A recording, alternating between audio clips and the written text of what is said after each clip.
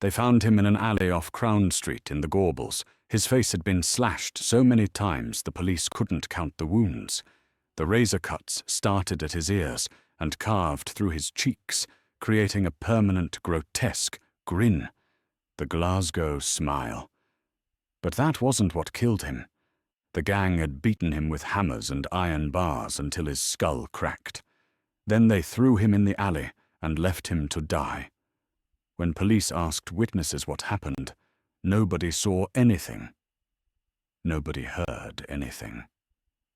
This was South Side Stickers territory, and in the Gorbals, you kept your mouth shut. The victim's crime? He had walked through the wrong street wearing the wrong colors. That was enough. This wasn't the Billy Boys. This wasn't the Norman Conks. This was the South Side Stickers, the most violent Catholic gang in Glasgow's history. A gang so feared that even in a city with over 100 razor gangs, they stood out for their brutality. Welcome to my channel.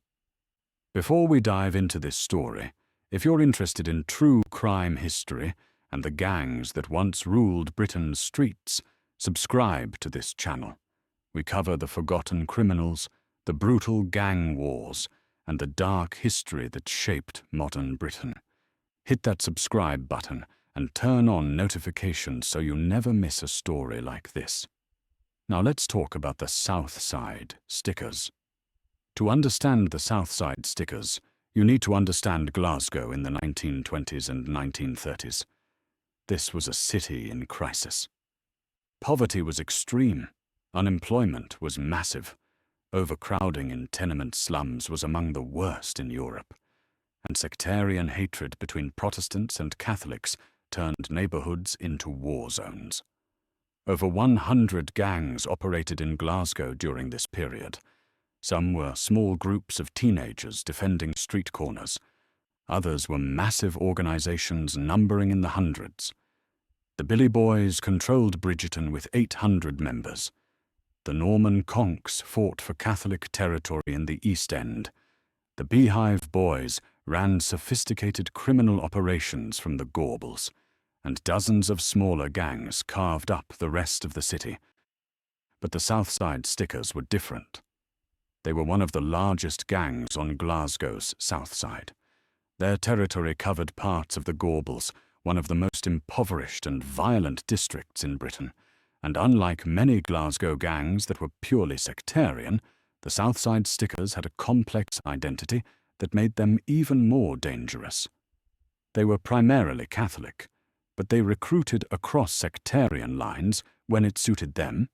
They allied with other gangs like the Beehive Boys, who also transcended religious divisions, and they focused on territorial control more than religious warfare. This made them unpredictable. You couldn't assume they would back Catholics or fight Protestants based on simple sectarian logic. They operated by their own rules, and those rules were enforced with extreme violence. The South Side Stickers took their name from their territory.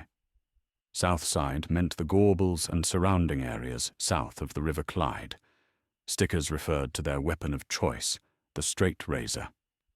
In Glasgow's gang culture, the razor was king. It was easy to conceal, legal to carry for shaving purposes, and devastatingly effective at marking your enemies. The goal wasn't usually to kill, it was to scar. A slash across the face left a permanent mark that identified you as someone who had crossed a gang.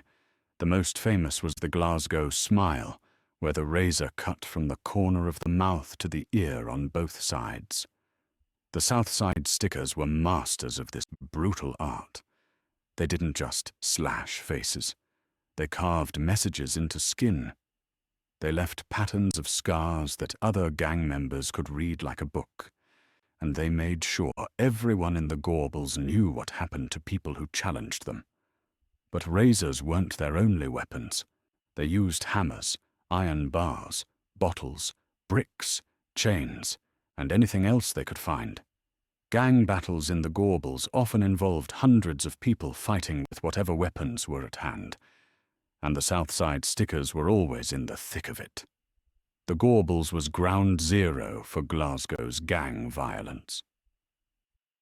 This district was one of the most overcrowded slums in Britain. Families lived in single-room tenements with no running water or indoor toilets. Unemployment was over 50% during the worst years of the Depression, and sectarian tensions between Protestant and Catholic residents created constant conflict. The South Side Stickers controlled significant portions of this territory. They gathered at specific street corners and public houses where they planned operations, recruited new members, and divided the proceeds from criminal activities. Their criminal enterprises included protection rackets, theft operations, and violence for hire.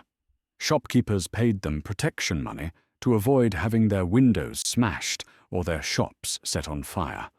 Rival criminals paid them to settle scores with razor attacks, and political groups hired them to disrupt meetings and intimidate opponents. This wasn't just random street violence. This was organized crime with territorial control and steady income streams. The South Side Stickers' relationship with other gangs was complex. They were allied with the Beehive Boys, another Gorbals gang that recruited across sectarian lines. This alliance was powerful because both gangs were large, well-organized, and willing to fight together against common enemies.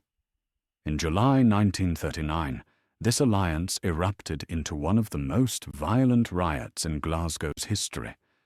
Police attempted to arrest 2 Beehive Boys members on Thistle Street in the Gorbals. It should have been routine. 2 officers, 2 arrests, a short walk to the police station. Instead, hundreds of people flooded into the street. The South Side Stickers joined the Beehive Boys to fight the police. Reinforcements arrived in squad cars and vans and were met with a hail of stones and bottles. Shop windows shattered as the violence spread across multiple streets. Police formed lines to prevent looting while the crowd surrounded them. The battle raged for hours before order was finally restored. This wasn't just a riot. This was a demonstration of power. The South Side Stickers and Beehive Boys were showing Glasgow that they controlled the Gorbals, and not even the police could operate there without their permission. But the South Side Stickers also fought against other gangs. Their primary rivals were Protestant gangs from the East End and other Catholic gangs competing for territory on the South Side. Gang warfare was constant, brutal, and often deadly. A typical gang battle would start with a provocation. One gang would march into rival territory, often during Orange Walk parades or Celtic football matches. The rival gang would mobilize, and hundreds of young men would clash in the streets with razors, bottles, and improvised weapons. The South Side Stickers were always ready for these battles. They maintained a network of lookouts who watched for rival gangs entering their territory.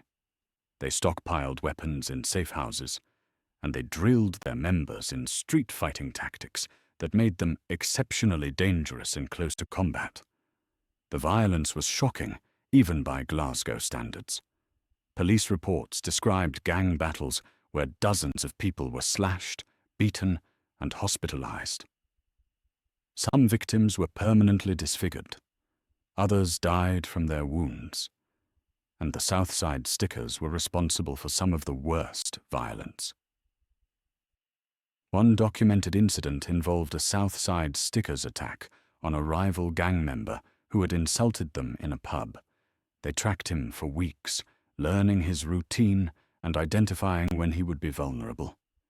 When they finally struck, there were at least 8 of them. They cornered him in an alley, slashed his face with razors, beat him with iron bars, and left him for dead. He survived, but was so disfigured that his own family barely recognized him. The South Side Stickers were never caught for this attack. Nobody testified. Nobody identified the attackers. The code of silence in the Gorbals was absolute. The South Side Stickers' internal structure was similar to other large Glasgow gangs. At the top were the leaders, experienced gang members who commanded respect through violence and criminal success. These men made decisions about territory, alliances, and major operations. Below them were the core members, young men in their late teens and 20s who participated in gang battles and carried out attacks on rivals. These were the fighters who earned their reputation through violence. At the bottom were the juniors, teenagers who ran errands, acted as lookouts, and aspired to become full gang members. Many of these boys came from families with no income and saw gang membership as their only path to respect and money. The South Side Stickers also had female associates who participated in gang activities. Women carried weapons for male gang members to avoid police searches. They provided alibis when members were arrested. They gathered intelligence on rival gangs, and some participated in violence themselves. This organizational structure allowed the South Side Stickers to operate as a criminal enterprise rather than just a loose collection of street fighters. They collected protection money systematically from businesses in their territory. They organized theft operations targeting wealthy areas of Glasgow and fencing stolen goods through contacts in the criminal underworld. And they hired themselves out for violence, offering razor attacks and beatings as a service to anyone willing to pay. This made them wealthy by Gorbals standards. Gang leaders had money for clothes, alcohol, and entertainment, while their neighbors starved. This wealth bought loyalty from younger members who saw gang involvement as the only way to escape poverty. The relationship between the South Side Stickers and the police was openly hostile. In the 1920s and early 1930s, Glasgow police were overwhelmed by gang violence. There were too many gangs, too much poverty, and too little political will to address the root causes of the problem. Police officers who entered the Gorbals were often attacked. Gang members would throw bricks and bottles from tenement windows. They would surround police officers and beat them with clubs, and they would intimidate witnesses to ensure nobody testified in court. The South Side Stickers were particularly aggressive toward police.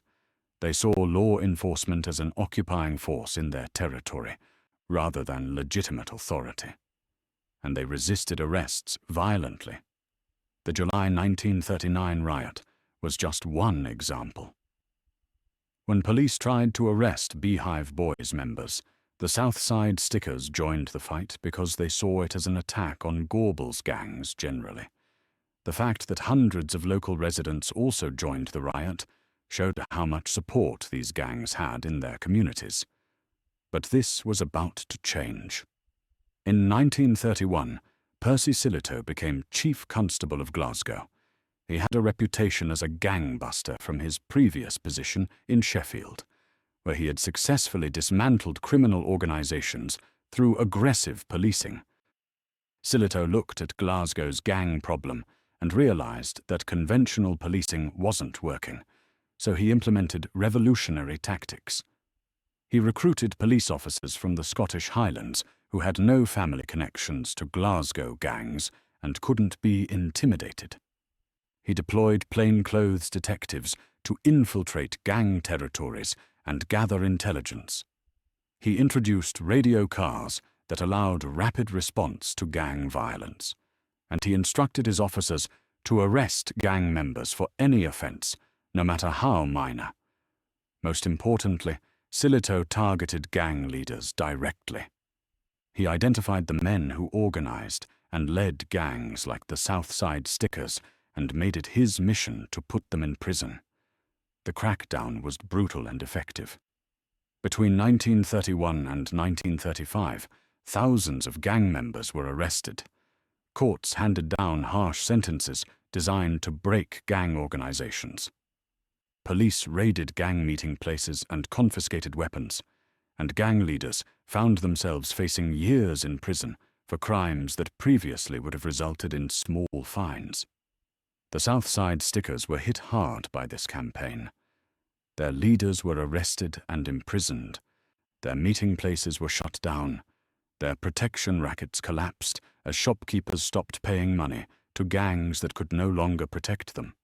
And their alliances with other gangs weakened as everyone focused on survival rather than cooperation.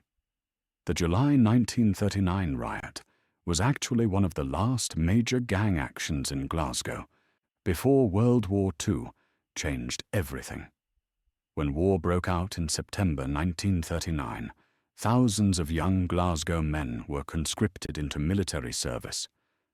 The unemployment that had fueled gang recruitment had disappeared as wartime industries hired anyone who could work, and the poverty that had made gang membership attractive improved as wages rose. The South Side Stickers, like every other Glasgow gang, couldn't survive these changes. Their members joined the military or found work in factories. Their territory became less important as people had money and opportunity, and their reputation for violence became a liability as Glasgow society focused on the war effort rather than sectarian conflict. By 1945, the South Side Stickers were finished as an organized criminal force. Some former members returned to the Gorbals after the war and tried to rebuild the gang. But Glasgow had changed. Percy Sillitoe's policing reforms had permanently altered the relationship between gangs and police. The post-war economy provided opportunities that hadn't existed in the 1920s and 1930s, and a new generation growing up during the war had different priorities than the young men who had joined razor gangs during the Depression. The South Side Stickers faded into history, but their legacy remained. Glasgow's reputation as a violent city persisted for decades. The razor gang culture influenced later generations of criminals, and the sectarian divisions that fueled gangs like the South Side Stickers continued to shape Glasgow society. The Gorbals itself was eventually demolished. The tenement slums where the South Side Stickers once ruled were torn down in the 1960s and replaced with high-rise housing projects. The street corners where they gathered are gone. The pubs where they planned operations have been closed for decades. But the memory of the South Side Stickers survives in Glasgow's oral history. Old men in the Gorbals still tell stories about the gang wars of the 1930s. Families pass down tales of relatives who were gang members, and historians studying Glasgow's criminal past have documented the South Side Stickers as one of the most violent gangs in the city's history. The South Side Stickers were a product of their time and place. Extreme poverty, massive unemployment, overcrowding, and sectarian hatred created conditions where young men saw gang membership as their only source of identity, income, and power. The violence they committed was real and caused terrible suffering. But it was also a response to social conditions that offered them no legitimate path to respect or prosperity. The razor was their weapon because it was cheap, legal, and effective. The Glasgow smile was their signature because permanent disfigurement sent a message that couldn't be ignored, and their territory in the Gorbals was their kingdom because it was the only thing they could control in a world that had abandoned them. This doesn't excuse the violence. The South Side Stickers terrorized their community, disfigured innocent people, and destroyed lives. Their victims suffered permanent physical and psychological damage, and their criminal activities made the Gorbals even more dangerous for people who were already living in poverty. But understanding why the South Side Stickers existed helps explain how gang culture develops when society fails its most vulnerable members. The story of the South Side Stickers is also a story about how gang culture can be dismantled. Percy Sillitoe's campaign proved that aggressive policing targeting gang leaders could break criminal organizations. World War II proved that economic opportunity could end gang recruitment more effectively than any police crackdown. And Glasgow's post-war transformation proved that social conditions matter more than individual criminality. The South Side stickers didn't disappear because young men in the Gorbals suddenly became moral. They disappeared because the conditions that created them changed. Today, the South Side stickers are a footnote in Glasgow's history. They don't have the fame of the Beehive Boys or the cultural impact of gangs like the Krays in London. Most people outside Glasgow have never heard of them. But for the people who lived in the Gorbals during the 1920s and 1930s, the South Side stickers were a constant, terrifying presence.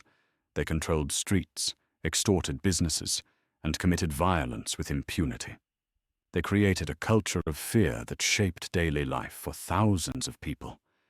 And they proved that in the right conditions, organized criminal violence can flourish even in supposedly civilized societies. The South Side stickers are gone.